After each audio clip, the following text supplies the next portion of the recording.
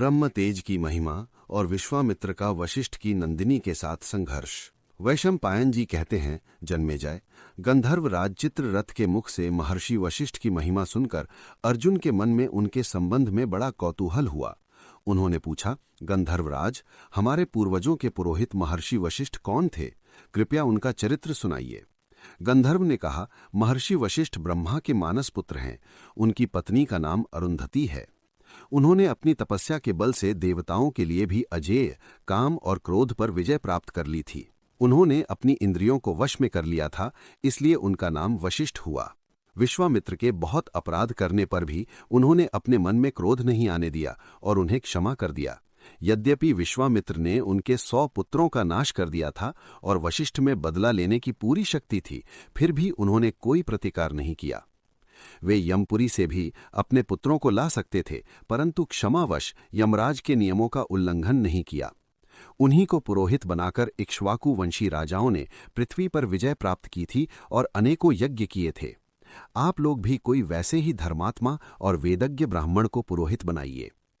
अर्जुन ने पूछा, गंधर्वराज, वशिष्ठ और विश्वामित्र तो आश्रमवासी थे, उनके वैर का क्या कारण है? गंधर्व ने कहा, यह उपाख्यान बड़ा प्राचीन और विश्व विश्रुत है। मैं तुम्हें सुनाता हूं। कान्यकुब्ज देश में गाथी नाम के एक बहुत बड़े राजा थे। वे राजर्षि कुशिक के पुत्र थे। उन्हीं से विश्वामित्र का जन्म हुआ। एक बार विश्वामित्र अपने मंत्री के साथ मरुधन्व देश में शिकार खेलते खेलते थक कर वशिष्ठ के आश्रम पर आए। वशिष्ठ ने विधिपूर्वक उनका स्वागत सत्कार किया और अपनी कामधेनु नंदिनी के प्रताप से अनेकों प्रकार के भक्ष्य, भोज्य, लेह्य, चोष्य आदि के द्वारा उन्हें तृप्त किया। इस आतिथ्य से विश्वामित्र को बड़ा हर्ष हुआ। उन्होंने महर्षि वशिष्ठ से कहा कि ब्रह्मन, आप मुझसे 1 अर्बुद गौएं ले लीजिए या मेरा राज्य ही ले लीजिए, परंतु अपनी कामधेनु नंदिनी मुझे दे दीजिए। वशिष्ठ बोले, मैंने ये दुधार गाय देवता, अतिथि, पितर और यक्षों के लिए रख छोड़ी है। आपके राज्य के बदले में भी ये देने योग्य नहीं है। विश्वामित्र बोले, मैं क्षत्रिय हूं और आप ब्राह्मण। आप शांत महात्मा हैं, तपस्या स्वाध्याय में लगे रहते हैं। आप इसकी रक्षा कैसे करेंगे? आप 1 अर्बुद गाय के बदले में भी इसे नहीं दे रहे हैं, तो मैं बलपूर्वक ले जाऊंगा, कदापि न छोड़ूंगा। वशिष्ठ जी बोले, आप बलवान क्षत्रिय हैं, जो चाहे तुरंत कर सकते हैं, फिर सोच विचार क्या है? जब विश्वामित्र बलपूर्वक नंदिनी को हकवा कर ले जाने लगे, तब वो डकराती हुई वशिष्ठ जी के पास आकर खड़ी हो गई। नंदिनी बोली, भगवन, ये सब मुझे चाबुक और डंडू से पीट रहे हैं। मैं अनाथ की तरह डकरा रही हूं। आप मेरी उपेक्षा क्यों कर रहे हैं? वशिष्ठ उसका करुण क्रंदन सुनकर भी न क्षुब्ध हुए न धैर्य से विचलित। वे बोले, क्षत्रियों का बल है तेज और ब्राह्मणों का क्षमा। मेरा प्रधान बल क्षमा मेरे पास है, तुम्हारी मौज हो तो जाओ। नंदिनी ने कहा, आपने मुझे छोड़ा तो नहीं है? यदि नहीं तो बलपूर्वक मुझे कोई नहीं ले जा सकता। वशिष्ठ जी बोले, कल्याणी, मैंने तुझे नहीं छोड़ा। यदि तुझमें शक्ति है तो रह जा। देख, तेरे बच्चे को ये लोग मजबूत रस्सी से बांध कर लिए जा रहे हैं। वशिष्ठ की बात सुनकर नंदिनी का सिर ऊपर उठ गया, आंखें लाल हो गईं। वो वज्र कर्कश ध्वनि करने लगी। उसकी भीषण मूर्ति देखकर सैनिक भाग चले। जब लोगों ने उसको फिर ले जाने की चेष्टा की, तब वो सूर्य के समान चमकने लगी। उसके रोम रोम से मानो अंगारों की वर्षा होने लगी। उसके एक एक अंग से पहलव, द्रविण, शक, यवन, शबर, पौंडु, किरात, चीन, हूण, सिंघली, बर्बर, खस, यूनानी और म्लेच्छ प्रकट हो गए तथा हथियार उठाकर विश्वामित्र के एक एक सैनिक पर 5-5, 7-7 करके टूट पड़े। भगदड़ मच गई। आश्चर्य तो ये था कि नंदिनी पक्ष का कोई भी सैनिक विश्वामित्र के सैनिक पर प्राणांतक प्रहार नहीं करता था। जब उनकी सेना 12 कोस भाग गई और उसे कोई रक्षक नहीं मिला, तब विश्वामित्र ये ब्रह्म तेज देखकर आश्चर्यचकित हो गए। अपने क्षत्रिय भाव से उन्हें बड़ी ग्लानि हुई। वे उदास होकर कहने लगे, क्षत्रिय बल को धिक्कार है। वास्तव में ब्रह्म तेज का बल ही सच्चा बल है। सच पूछो तो इन दोनों का कारण तपोबल ही प्रधान है। ये विचार कर उन्होंने अपना विशाल राज्य, सौभाग्य, लक्ष्मी तथा सांसारिक सुख भोग छोड़ दिए और तपस्या करने लगे। तपस्या से सिद्धि प्राप्त करके उन्होंने सारे लोगों को अपने तेज से भर दिया और ब्राह्मणत्व प्राप्त किया। उन्होंने इंद्र के साथ सोमपान भी किया था। महर्षि वशिष्ठ की क्षमा, कल्माशपाद की कथा। गंधर्व राजचित्र रथ कहते हैं, अर्जुन, राजा इक्ष्वाकु के वंश में कल्माशपाद नाम का एक राजा हो गया है। एक दिन की बात है, वो शिकार खेलने के लिए वन में गया। लौटने के समय वो एक ऐसे मार्ग से आने लगा जिससे केवल एक ही मनुष्य चल सकता था। वो थका मांदा और भूखा प्यासा तो था ही। उसी मार्ग पर सामने से शक्ति मुनि आते दिख पड़े। शक्ति मुनि वशिष्ठ के 100 पुत्रों में सबसे बड़े थे। राजा ने कहा, तुम हट जाओ, मेरे लिए रास्ता छोड़ दो। शक्ति ने कहा, महाराज, सनातन धर्म के अनुसार क्षत्रिय का यह कर्तव्य है कि वो ब्राह्मण के लिए मार्ग छोड़ दे। इस प्रकार दोनों में कुछ कहासुनी हो गई। न ऋषि हटे और न राजा। राजा के हाथ में चाबुक था। उन्होंने बिना सोचे विचारे ऋषि पर चला दिया। शक्ति मुनि ने राजा का अन्याय समझकर उन्हें शाप दिया कि अरे नृपाधम, तू राक्षस की तरह तपस्वी पर चाबुक चलाता है, इसलिए जा, राक्षस हो जा। राजा राक्षस भावाक्रांत हो गया। उसने कहा, तुमने मुझे अयोग्य शाप दिया है, इसलिए लो, मैं तुमसे ही अपना राक्षसपना प्रारंभ करता हूं। इसके बाद कल्माशपाद शक्ति मुनि को मारकर तुरंत खा गया। केवल शक्ति मुनि को ही नहीं, वशिष्ठ के जितने पुत्र थे सभी को उसने खा लिया। शक्ति और वशिष्ठ के दूसरे पुत्रों के भक्षण में कल्माश का राक्षसपना तो कारण था ही। इसके सिवा विश्वामित्र ने भी पहले द्वेष का स्मरण करके किंकर नाम के राक्षस को आज्ञा दी थी कि वो कल्माशपाद में प्रवेश कर जाए, जिसके कारण वो ऐसे नीच कर्म में प्रवृत्त हुआ। वशिष्ठ जी को ये बात मालूम हुई। उन्होंने जाना कि इसमें विश्वामित्र की प्रेरणा है। फिर भी उन्होंने अपने शोक के वेग को वैसे ही धारण कर लिया जैसे पर्वतराज सुमेरु पृथ्वी को। उन्होंने प्रतिकार की सामर्थ्य होने पर भी उनसे किसी प्रकार का बदला नहीं लिया। एक बार महर्षि वशिष्ठ अपने आश्रम पर लौट रहे थे। इसी समय ऐसा जान पड़ा मानो उनके पीछे पीछे कोई षडंग वेदों का अध्ययन करता हुआ चल रहा है। वशिष्ठ ने पूछा कि मेरे पीछे पीछे कौन चल रहा है? आवाज आई कि मैं आपकी पुत्रवधू शक्ति पत्नी अदृश्यंती हूं। वशिष्ठ बोले, बेटी, मेरे पुत्र शक्ति के समान स्वर से सांग वेदों का अध्ययन कौन कर रहा है? अदृश्यंती ने कहा, आपका पौत्र मेरे गर्भ में है। वो 12 वर्ष से गर्भ में ही वेदाध्ययन कर रहा है। ये सुनकर महर्षि वशिष्ठ को बड़ी प्रसन्नता हुई। उन्होंने सोचा, अच्छी बात है, मेरी वंश परंपरा का उच्छेद नहीं हुआ। यही सब सोचते हुए वे लौट ही रहे थे कि एक निर्जन वन में कल्माशपाद से उनकी भेंट हो गई। कल्माशपाद विश्वामित्र के द्वारा प्रेरित उग्र राक्षस से आविष्ट होकर वशिष्ठ मुनि को खा जाने के लिए दौड़ा। उस क्रूर कर्मा राक्षस को देखकर अदृश्यंती डर गई और कहने लगी, भगवान, देखिए देखिए, ये हाथ में सूखा काठ लिए भयंकर राक्षस दौड़ा आ रहा है। आप इससे मेरी रक्षा कीजिए। वशिष्ठ ने कहा, बेटी डरो मत, ये राक्षस नहीं, कल्माशपाद है। ये कहकर महर्षि वशिष्ठ ने हुंकार से ही उसे रोक दिया। इसके बाद उन्होंने जल को हाथ में लेकर मंत्र से अभिमंत्रित किया और कल्माशपाद के ऊपर डाला। वो तुरंत शाप से मुक्त हो गया। 12 वर्ष के बाद आज वो शाप से छूटा। उसका तेज बढ़ गया। वो होश में आया और हाथ जोड़कर श्रेष्ठ महर्षि वशिष्ठ से कहने लगा, महाराज, मैं सुदास का पुत्र कल्माशपाद आपका यजमान हूं। आज्ञा कीजिए, मैं आपकी क्या सेवा करूं? वशिष्ठ जी ने कहा, ये सब बात तो भैया समय समय की है। अब जाओ, तुम अपने राज्य की देखभाल करो। हाँ, इतना ध्यान रखना कि कभी किसी ब्राह्मण का अपमान ना हो। राजा ने प्रतिज्ञा की, महाभाग्यवान ऋषि श्रेष्ठ, मैं आपकी आज्ञा का पालन करूंगा। कभी ब्राह्मणों का तिरस्कार नहीं करूंगा, उनका प्रेम से सत्कार करूंगा। क्षमाशील महर्षि वशिष्ठ इसी पुत्रघाती राजा के साथ अयोध्या में आए और अपने कृपा प्रसाद से उसे पुत्रवान बनाया। इधर वशिष्ठ के आश्रम पर अदृश्यंती के गर्भ से पराशर का जन्म हुआ। स्वयं भगवान वशिष्ठ ने पराशर के जात कर्मादि संस्कार कराए।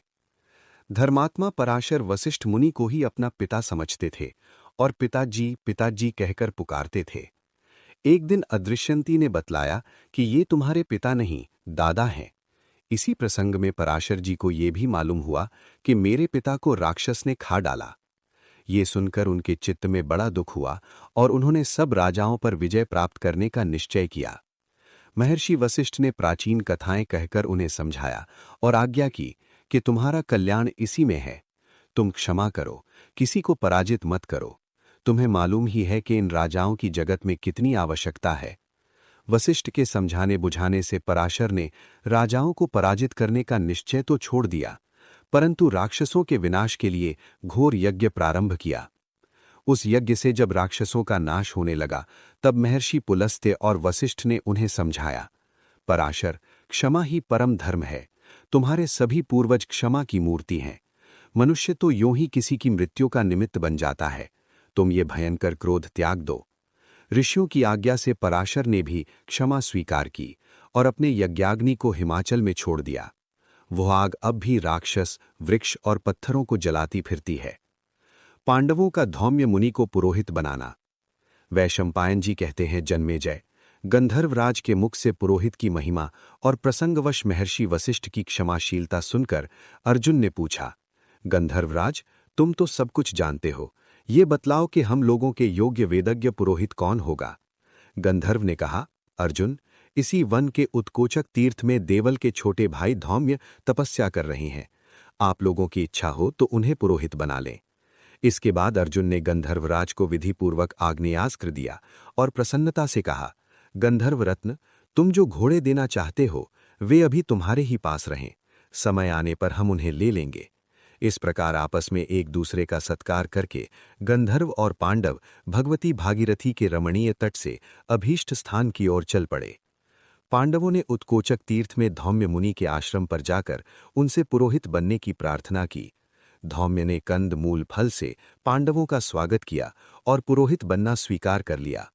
इससे पांडवों को इतनी प्रसन्नता हुई और उन्हें ऐसा मालूम हुआ कि मानो सारी संपत्ति और राज्य मिल गया। उन्हें इस बात का पक्का विश्वास हो गया कि अब स्वयंवर में द्रौपदी हमें ही मिलेगी। पांडव सनात हो गए। धौम्य मुनि को भी ऐसा दिखने लगा कि इन धर्मात्मा वीरों को इनकी विचारशीलता, शक्ति और उत्साह के फलस्वरूप शीघ्र ही राज्य की प्राप्ति होगी। मंगलाचार के अनंतर पांडव द्रौपदी के स्वयंवर के लिए यात्रा की। द्रौपदी स्वयंवर। वैशंपायन जी कहते हैं, जन्मेजय, जब नररत्न पांडव अपनी माता के साथ राजा द्रुपद के श्रेष्ठ देश उनकी पुत्री द्रौपदी और उसके स्वयंवर के महोत्सव को देखने के लिए रवाना हुए, तब उन्हें मार्ग में एक साथ ही बहुत से ब्राह्मणों के दर्शन हुए। ब्राह्मणों ने पांडवों से पूछा कि आप लोग कहाँ से चलकर किस स्थान को जा रहे हैं? युधिष्ठिर ने उत्तर दिया, पूजनीय ब्राह्मणों, हम सब भाई एक साथ ही रहते हैं और इस समय एक चक्रा नगरी से आ रहे हैं। ब्राह्मणों ने कहा, आप लोग आज ही पांचाल देश के राजा द्रुपद की राजधानी में चलिए, वहां स्वयंवर का बहुत बड़ा उत्सव होने वाला है। हम भी वहीं चल रहे हैं, आइए हम लोग साथ साथ चलें। युधिष्ठिर ने उनकी बात स्वीकार कर ली। सब लोग एक साथ ही चलने लगे। कुछ आगे चलने पर उन्हें महर्षि वेदव्यास के भी दर्शन हुए। रास्ते में बहुत से हरे भरे जंगल और खिले कमलों से शोभायमान सरोवर देखते हुए तथा स्थान स्थान पर विश्राम करते हुए सब लोग आगे बढ़ने लगे। साथियों को पांडवों के पवित्र चरित्र, मधुर स्वभाव, मीठी वाणी और स्वाध्यायशीलता से बहुत प्रसन्नता हुई। जब पांडवों ने देखा कि द्रुपद नगर निकट आ गया है और उसकी चार दीवारी स्पष्ट दिख रही है, तब उन्होंने एक कुम्हार के घर डेरा डाल दिया। वे उसके घर रहकर ब्राह्मणों के समान भिक्षावृत्ति से अपना जीवन निर्वाह करने लगे। किसी भी नागरिक को यह बात मालूम नहीं हुई कि ये पांडुपुत्र हैं। राजा द्रुपद के मन में इस बात की बड़ी लालसा थी कि मेरी पुत्री द्रौपदी का विवाह किसी न किसी प्रकार अर्जुन के साथ हो, परंतु उन्होंने अपना यह विचार किसी पर प्रकट नहीं किया। अर्जुन को पहचानने के लिए उन्होंने एक ऐसा धनुष बनवाया जो किसी दूसरे से झुक न सके। इसके अतिरिक्त उन्होंने आकाश में एक ऐसा यंत्र टांग दिया जो चक्कर काटता रहता था। उसी के ऊपर वेधने का लक्ष्य रखा गया। द्रुपद ने घोषणा कर दी कि जो वीर रत्न इस धनुष को डोरी चढ़ाकर इन सजे हुई बाणों से घूमते हुए यंत्र के छिद्र में से लक्ष्य वेद करेगा, वही मेरी पुत्री को प्राप्त करेगा।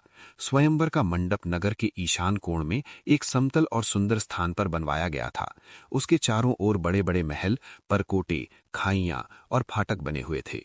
उनके चारों ओर बंधनवारें लटक रही थीं। भीतों की ऊंचाई और रंग बिरंगी चित्रकला के कारण वे महल हिमालय जैसे जान पड़ते थे। राजा द्रुपद के द्वारा आमंत्रित नरपति और राजकुमार स्वयंवर मंडप में आकर अपने लिए बनाए हुए विमानों के समान मंचों पर बैठने लगे। युधिष्ठिर आदि पांडव भी ब्राह्मणों के साथ राजा द्रुपद का वैभव देखते हुए वहां आए और उन्हीं के साथ बैठ गए। वह स्वयंवर का 16वां दिन था। द्रुपद कुमारी कृष्णा सुंदर वस्त्र और आभूषणों से सज धज कर हाथ में सोने की वरमाला लिए मंद गति से रंग मंडप में आई। धृष्टद्युम्न ने अपनी बहन द्रौपदी के पास खड़े होकर गंभीर, मधुर और प्रिय वाणी से कहा, स्वयंवर के उद्देश्य से समागत नरपतियों और राजकुमारों, आप लोग ध्यान देकर सुने। ये धनुष है, ये बाण है और ये आप लोगों के सामने लक्ष्य है।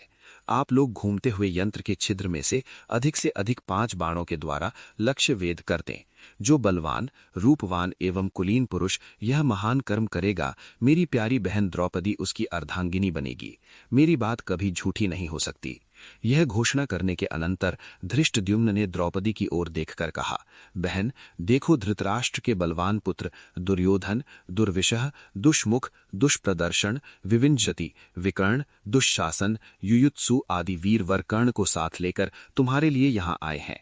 बड़े बड़े यशस्वी और कुलीन नरपति, जिनमें शकुनी, वृषक, बृहदबल आदि प्रधान हैं, स्वयंवर में तुम्हें पाने के लिए यहाँ आए हैं। अश्वत्थामा, भोज, मणिमान, सहदेव, जयसेन, राजा विराट, सुशर्मा, चेकितान, पौंड्रक, वासुदेव, भगदत्त, शल्य, शिशुपाल, जरासंध और बहुत से सुप्रसिद्ध राजा महाराजा यहाँ उपस्थित हैं। इन पराक्रमी राजाओं में से जो इस लक्ष्य को वेद दे, उसके गले में तुम वरमाला डाल देना। जिस समय धृष्टद्युम्न इस प्रकार सबका परिचय दे रहा था, उसी समय वहां रुद्र, आदित्य, वसु, अश्विनी कुमार, साध्य, मरुतगण, यमराज और कुबेर आदि देवता भी विमानों द्वारा आकाश में आकर स्थित हो गए। दैत्य, गरुड़, नाग, देवर्षि और मुख्य मुख्य गंधर्व भी उपस्थित थे। वासुदेव नंदन बलराम जी, भगवान श्री कृष्ण, प्रधान यदुवंशी और अन्य बहुत से महानुभाव स्वयंवर महोत्सव देखने के लिए वहां आए हुए थे। धृष्टद्युम्न का वक्तव्य सुनकर दुर्योधन, शाल्व, शल्य आदि राजा और राजकुमारों ने अपने बल, शिक्षा, गुण और क्रम के अनुसार धनुष को झुकाकर डोरी चढ़ाने की चेष्टा की, परंतु उन्हें ऐसा झटका लगा कि वे धमाक धमाक धरती पर जा गिरे। बेहोशी के कारण उनका उत्साह तो टूट ही गया, साथ ही उनके मुकुट और हार भी गिर पड़े। दम फूल गया। वे द्रौपदी को पाने की आशा छोड़कर अपने अपने स्थान पर बैठ गए। दुर्योधन आदि को निराश और उदास देखकर धनुर्धर शिरोमणि कर्ण उठा। उसने धनुष के पास जाकर झटपट उसे उठाया और देखते ही देखते डोरी चढ़ा दी। वह क्षण भर में ही लक्ष्य को वेद देता कि द्रौपदी जोर से बोल उठी, मैं सूत पुत्र को नहीं वरूंगी। कर्ण ने यह सुनकर ईर्ष्या भरी हंसी से सूर्य को देखा और फड़कते हुए धनुष को नीचे रख दिया। जब इस प्रकार बहुत से लोग निराश हो गए, तब शिशुपाल धनुष चढ़ाने के लिए आया, किंतु धनुष उठाने के समय ही वह घुटनों के बल नीचे जा पड़ा। जरासंध की भी वही दशा हुई और वह उसी समय अपनी राजधानी के लिए प्रस्थान कर गया।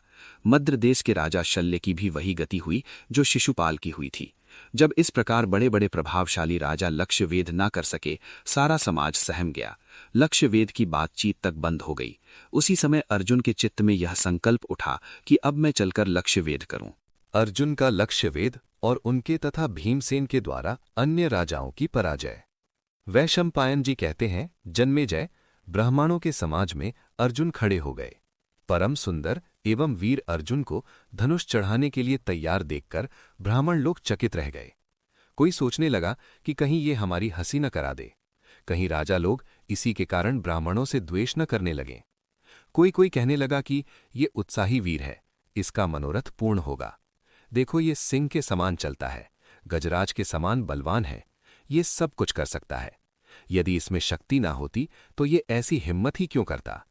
तपस्वी और दृढ़ निश्चयी ब्राह्मण के लिए असाध्य ही क्या है।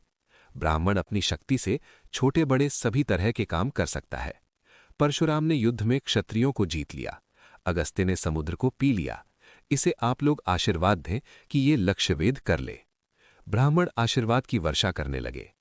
जिस समय ब्राह्मणों में इसी प्रकार की अनेकों बातें हो रही थीं, उसी समय अर्जुन धनुष के पास पहुंच गए।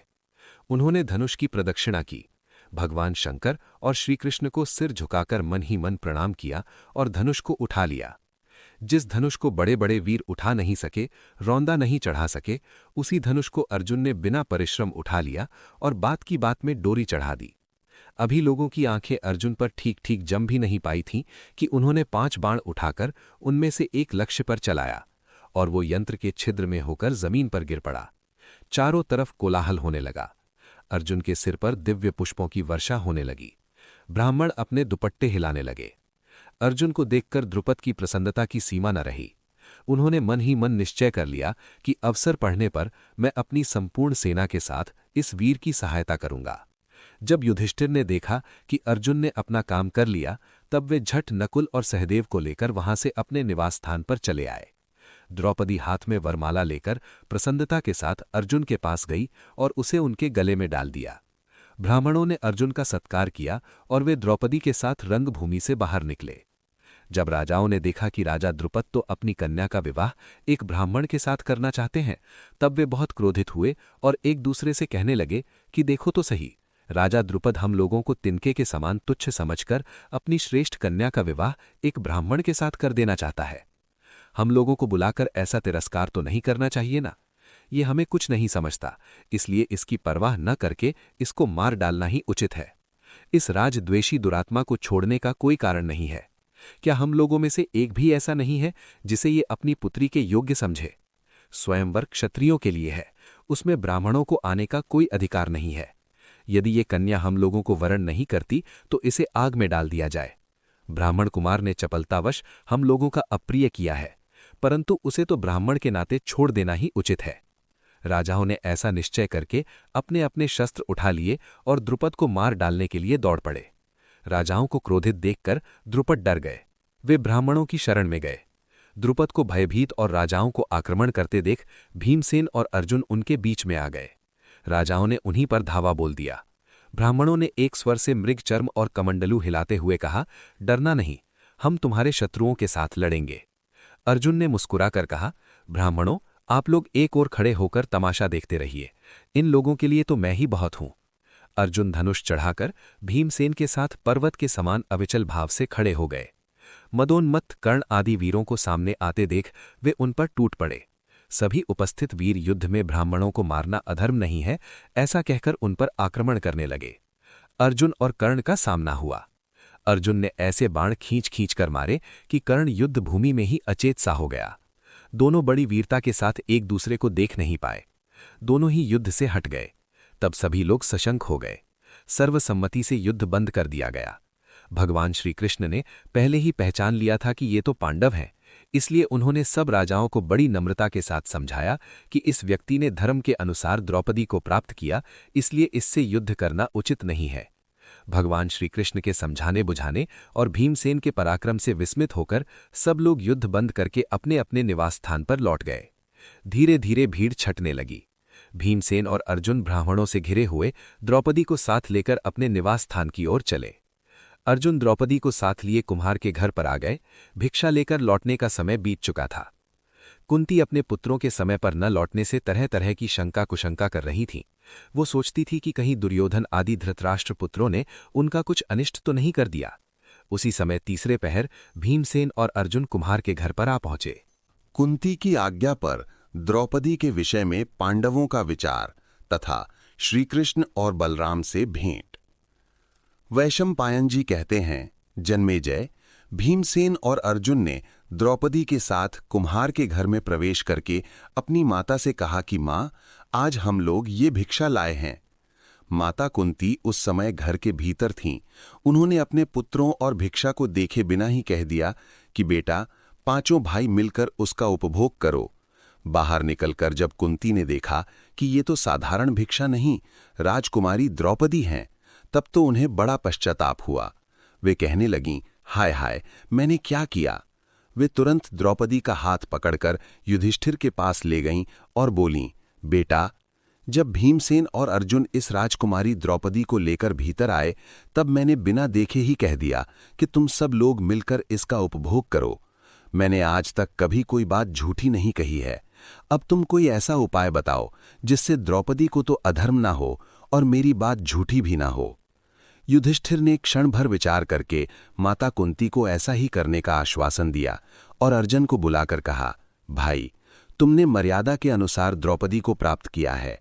अब विधिपूर्वक अग्नि प्रज्वलित करके उसका पानी ग्रहण करो। अर्जुन ने कहा, भाई जी, आप मुझे अधर्म का भागी मत बनाइए। सत्पुरुषों ने कभी ऐसा आचरण नहीं किया है। पहले आप, तब भीमसेन, तदनंतर मैं विवाह करूं, फिर मेरे बाद नकुल और सहदेव का विवाह हो। इसलिए इस राजकुमारी का विवाह तो आपके ही साथ होना चाहिए। साथ ही ये भी निवेदन है कि आप अपनी बुद्धि से धर्म, यश और हित के लिए जैसा उचित समझें वैसी आज्ञा दें। हम लोग आपके आज्ञाकारी हैं। सभी पांडव अर्जुन का प्रेम और ममता से भरा वचन सुनकर द्रौपदी को देखने लगे। उस समय द्रौपदी भी उन्हीं लोगों की ओर देख रही थी। द्रौपदी के सौंदर्य, माधुर्य और सौशील्य से मुग्ध होकर पांचों भाई एक दूसरे की ओर देखने लगे। उनके मन में द्रौपदी बस गई। युधिष्ठिर ने अपने भाइयों की मुखाकृति से उनके मन का भाव जानकर और महर्षि व्यास के वचनों का स्मरण करके निश्चयपूर्वक कहा कि द्रौपदी पांचों भाइयों की पत्नी होगी। इससे सभी भाइयों को बड़ी प्रसन्नता हुई। वे अपने मन में इसी बात पर विचार करने लगे। भगवान श्री कृष्ण ने स्वयंवर में ही पांडवों को पहचान लिया था। अब वे बड़े भाई बलराम जी के साथ पांडवों के निवास स्थान पर आए। उन्होंने वहां पांचों भाइयों को देखकर पहले धर्मराज युधिष्ठिर के चरणों का स्पर्श किया और अपने अपने नाम बतलाए। पांडवों ने बड़े प्रेम से उनका स्वागत सत्कार किया। दोनों भाइयों ने अपनी बुआ कुंती के चरणों में प्रणाम किया। युधिष्ठिर ने भगवान श्रीकृष्ण से कुशल प्रश्न के अनंतर पूछा कि भगवान, हम लोग तो यहाँ छिपकर रह रहे हैं, आपने हमें कैसे पहचान लिया? भगवान श्रीकृष्ण ने हंसते हुए कहा, महाराज, क्या लोग छिपी हुई आग को नहीं ढूंढ लेते? आज भीमसेन और अर्जुन ने जिस पराक्रम का परिचय दिया है वो पांडवों के अतिरिक्त और किसमें संभव है? ये बड़े सौभाग्य और आनंद की बात है कि दुर्योधन और उसके मंत्री पुरोचन की अभिलाषा पूरी न हुई। आप लोग लाक्षा भवन की आग से बच निकले। आपके संकल्प पूर्ण हो, आपका निश्चय सार्थक हो। अब हम लोगों को यहाँ अधिक देर तक रहेंगे तो लोगों को पता चल जाएगा, इसलिए हम लोगों को अपने डेरे पर जाने की अनुमति दीजिए। युधिष्ठिर की अनुमति से भगवान श्रीकृष्ण और बलदेव उसी समय लौट गए। जिस समय भीमसेन और अर्जुन द्रौपदी को साथ लेकर कुम्हार के घर जा रहे थे, उस समय राजकुमार धृष्टद्युम्न छिपकर उनके पीछे पीछे चलने लगा था। उसने सब ओर अपने कर्मचारियों को नियुक्त कर दिया और स्वयं सजग होकर पांडवों के पास ही बैठा रहा। वो चारों भाइयों के सब काम बड़ी सावधानी से देख रहा था। चारों भाइयों ने भिक्षा लाकर अपने बड़े भाई युधिष्ठिर के सामने रख दी। कुंती ने द्रौपदी से कहा, कल्याणी, पहले तुम इस भिक्षा में से देवताओं का अंश निकालो, ब्राह्मणों को भिक्षा दो, आश्रितों को बांटो। बचे हुए अन्न का आधा भीमसेन को दे दो, आधे में 6 हिस्से करके हम लोग खा लें। साध्वी द्रौपदी ने अपनी सास की आज्ञा में किसी प्रकार की शंका किए बिना प्रसन्नता से उसका पालन किया। भोजन के पश्चात सबके लिए कुशासन बिछाया। सबने अपने अपने मृग चर्म बिछाए और धरती पर ही पड़े रहे। पांडवों ने अपना सिरहाना दक्षिण दिशा में किया। सिर की ओर माता कुंती और पैरों की ओर राजकुमारी द्रौपदी सोईं। सोते समय वे लोग आपस में रथ, हाथी, तलवार, गदा आदि की ऐसी विचित्र विचित्र बातें कर रहे थे मानो कोई सेना अधिकारी हों। धृष्टद्युम्न और द्रुपद की बातचीत, पांडवों की परीक्षा और परिचय। वैशंपायन जी कहते हैं, जन्मेजय, धृष्टद्युम्न पांडवों के इतना निकट बैठा हुआ था कि वो उनकी बातें तो सुन ही रहा था, द्रौपदी को देख भी रहा था। उसके कर्मचारी भी उसके साथ ही थे। वहां की सब बात देख सुनकर वो अपने पिता द्रुपद के पास पहुंचा। द्रुपद उस समय कुछ चिंतित हो रहे थे। उन्होंने अपने पुत्र धृष्टद्युम्न को देखते ही पूछा, बेटा, द्रौपदी कहाँ गई? उसे ले जाने वाले कौन हैं? मेरी कन्या किसी श्रेष्ठ क्षत्रिय अथवा ब्राह्मण के हाथ में ही पड़ी है ना? कहीं किसी वैश्य या शूद्र को तो नहीं मिल गई? क्या ही अच्छा होता यदि मेरी सौभाग्यवती पुत्री नर रत्न अर्जुन को प्राप्त हुई होती। धृष्टद्युम्न ने कहा, पिताजी, जिस कृष्ण मृग चर्मधारी परम सुंदर नवयुवक ने लक्ष्य वेद किया था वो बड़ा ही फुर्तीला और वीर है, इसमें संदेह नहीं। जिस समय वो बहन द्रौपदी को साथ लेकर ब्राह्मणों और राजाओं के बीच में से निकला, उस समय उसके मुख पर किसी प्रकार के संकोच का भाव नहीं था। उसकी ढिठाई देखकर राजा लोग क्रोध से जल भुन उठे और उन पर आक्रमण कर बैठे। उसके साथी पुरुष ने देखते ही देखते एक विशाल वृक्ष उखाड़ लिया और उससे राजाओं का संहार प्रारंभ कर दिया। कोई लाजा उनका बाल तक बांका नहीं कर सका। वे दोनों मेरी बहन को लेकर नगर के बाहर कुम्हार के घर गए। वहां एक अग्नि के समान तेजस्विनी स्त्री बैठी थी। अवश्य ही वो उनकी माता होगी। उसके पास और भी 3 परम सुंदर नवयुवक बैठे हुए थे। उन्होंने अपनी माता के चरणों में प्रणाम करके द्रौपदी को प्रणाम करने की आज्ञा दी और अपनी माता के पास उसे रखकर सब भाई भिक्षा मांगने चले गए। भिक्षा लेकर लौटने पर द्रौपदी ने माता की आज्ञा अनुसार देवता, ब्राह्मण आदि को दिया, उन लोगों को परोसा और स्वयं खाया। द्रौपदी उनके पैरों की ओर सोई। सभी लोग कुश और मृग चर्म बिछाकर धरती पर सो रहे थे। सोते समय वे लोग आपस में जो बातचीत कर रहे थे वो ब्राह्मणों, वैश्यों या शूद्रों जैसी नहीं थी। वो सीधे युद्ध से संबंध रखती थी और वैसी बातें कुलीन क्षत्रिय ही किया करते हैं। मुझे तो ऐसा मालूम होता है कि हमारी आशा पूर्ण हुई है और अग्निदाह से बचे पांडवों ने ही मेरी बहन को प्राप्त किया है। धृष्टद्युम्न की बात से राजा द्रुपद को बड़ी प्रसन्नता हुई। उन्होंने तुरंत उनका परिचय प्राप्त करने के लिए अपने पुरोहित को भेजा। पुरोहित ने पांडवों के पास जाकर कहा कि आप लोग चिरजीवी हों। पांचाल राज महात्मा द्रुपद ने आशीर्वाद पूर्वक आप लोगों का परिचय जानना चाहा है। वीर युवकों, महाराज द्रुपद के मन में ये चिरकालीन अभिलाषा थी कि विशाल बाहु नर रत्न अर्जुन ही मेरी पुत्री का पाणी ग्रहण करे। उन्होंने मेरे द्वारा ये संदेश भेजा है कि यदि भगवत कृपा से मेरी लालसा पूर्ण हुई हो तो बड़े आनंद की बात है। इस संबंध से मेरा यश, पुण्य और हित होगा। युधिष्ठिर की आज्ञा से भीमसेन ने पुरोहित जी का आदर सत्कार किया। वे आनंद से बैठ गए और पूजा स्वीकार की। युधिष्ठिर ने कहा, भगवान, राजा द्रुपद ने स्वयंवर करके अपनी पुत्री का विवाह करने का निश्चय किया था। ये क्षत्रिय धर्म के अनुकूल ही था। स्वयंवर करने का उद्देश्य किसी व्यक्ति से विवाह करना तो नहीं था। इस वीर ने उनके नियमों का पालन करते हुए भरी सभा में उनकी पुत्री को प्राप्त किया है। अब राजा द्रुपद को पछताने की कोई आवश्यकता नहीं है। इसके द्वारा उनकी चिरकालीन अभिलाषा भी तो पूर्ण हो सकती है। जिस समय धर्मराज युधिष्ठिर इस प्रकार कह रहे थे, उसी समय राजा द्रुपद के दरबार से दूसरा मनुष्य वहां आया। उसने धर्मराज युधिष्ठिर से कहा कि महाराज द्रुपद ने आप लोगों के भोजन के लिए रसोई तैयार करा ली है। आप लोग नित्य कर्म से निवृत्त होकर राजकुमारी कृष्णा के साथ वहां चलिए। सुंदर घोड़ों से जुते रथ आप लोगों के लिए खड़े हैं। धर्मराज युधिष्ठिर ने माता कुंती और द्रौपदी को एक रथ में बैठाया और पांचों भाई 5 विशाल रथों में बैठकर राजभवन के लिए रवाना हुए। राजा द्रुपद ने पांडवों की प्रवृत्ति की परीक्षा लेने के लिए राजमहल को अनेक वस्तुओं से सजा दिया था। फल, फूल, आसन, गायें, रस्सियां, बीज और कृषकोपयोगी वस्तुएं एक ओर सजाई गई थीं। दूसरी कक्षा में शिल्पकला के काम में आने वाले औजार रखे गए थे। तरह तरह के खिलौने एक ओर, दूसरी ओर ढाल, तलवार, घोड़े, रथ, कवच, धनुष, बाण, शक्ति, रिष्टि और भुशुंडी आदि युद्ध की सामग्रियां शोभायमान थीं। उत्तम उत्तम वस्त्र आभूषण अन्य कक्षा में शोभा पा रहे थे। जिस समय पांडवों के रथ वहां पहुंचे, माता कुंती और राजकुमारी द्रौपदी तो रानीवास में चली गईं। राजमहल की स्त्रियों ने बड़े आदर सत्कार के साथ उनकी अगवानी और सम्मान किया।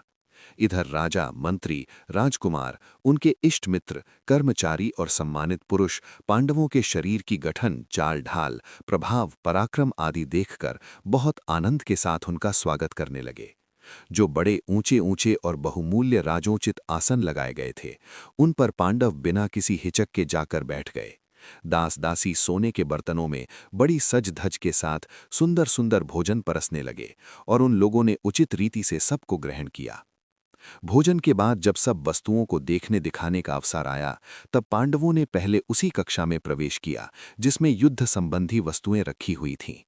उनका ये काम देखकर सभी लोगों के मन में ये निश्चय सा हो गया कि ये अवश्य ही पांडव राजकुमार हैं। पांचाल राज द्रुपद ने धर्मराज युधिष्ठिर को अलग बुलाकर कहा, आप लोग ब्राह्मण, वैश्य, क्षत्रिय अथवा शूद्र हैं, ये बात हम कैसे मालूम करें? कहीं आप लोग देवता तो नहीं हैं जो मेरी पुत्री को प्राप्त करने के लिए इस वेश में आए हैं? धर्मराज युधिष्ठिर ने कहा, राजेंद्र, आपकी अभिलाषा पूर्ण हुई। आप प्रसन्न हो। मैं महात्मा पांडु का पुत्र युधिष्ठिर हूँ। मेरे चारों भाई भीमसेन, अर्जुन, नकुल और सहदेव वहां बैठे हुए हैं। मेरी माता कुंती राजकुमारी द्रौपदी के साथ रानीवास में है।